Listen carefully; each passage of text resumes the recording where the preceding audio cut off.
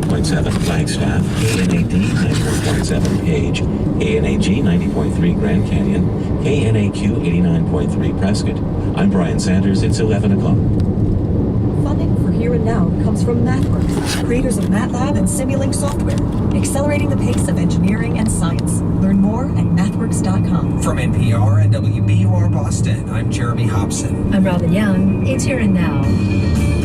Coming up, why did that Florida nursing home that lost 8 patients after a power outage send them to the air-conditioned hospital across the street sooner? We'll hear what the questions are after the terrible loss in Hollywood, Florida. Also, we've heard about the effects of climate change and rising ocean temperatures on the surface. What about in the deep ocean? Deep ocean change, it will be affecting ecosystems that we as humans rely on within my lifetime. And a look back at how presidents have used major news to distract. It's seen as if the Clinton administration is willing to basically engage in a very elaborate military strike to take the country's eye off the Lewinsky scam. That and more coming up Here and Now. The news is first. Live from NPR News in Washington, I'm Barbara Klein. President Trump has just left Florida after meeting with people trying to recover from Hurricane Irma, as well as with first responders. NPR's Russell Lewis is there. Most of his time is spent in a place called Naples Estates.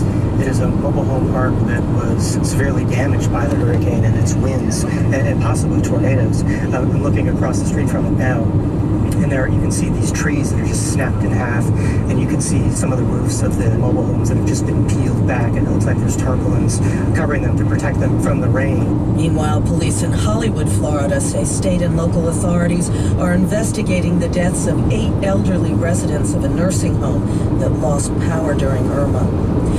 President Trump says House Speaker Paul Ryan and other Republicans are on board with his agreement with Democrats to work on extending protections for immigrants brought to the U.S. as children illegally. But he says without funding for a border wall, there will be no deal. We have to have an understanding that whether it's in the budget or some other vehicle, in a fairly short period of time, the wall will be funded. Otherwise, we're not doing anything. Senate Minority Leader Chuck Schumer and House Minority Leader Nancy Pelosi say they've told the president they will continue to oppose a wall.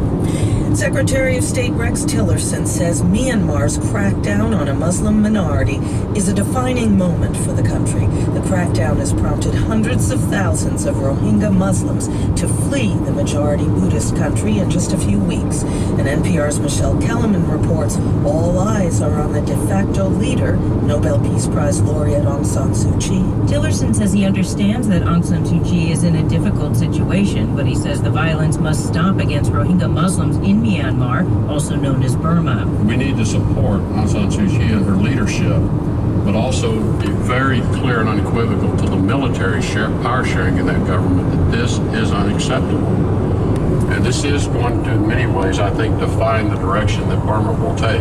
He was speaking alongside British Foreign Secretary Boris Johnson, who calls the situation an abomination. He says Suu Kyi should use her moral authority to make that point. She's been widely criticized for her silence. Michelle Kellerman, NPR News, the State Department.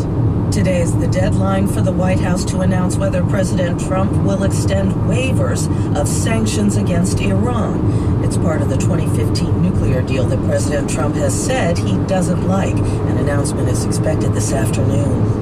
The U.S. Army says 8 people are injured after what it calls an incident during a training exercise at Fort Bragg in North Carolina. The military is providing no further details at this hour. On Wall Street, the Dow is down 39 points. The Nasdaq is off 27. This is NPR.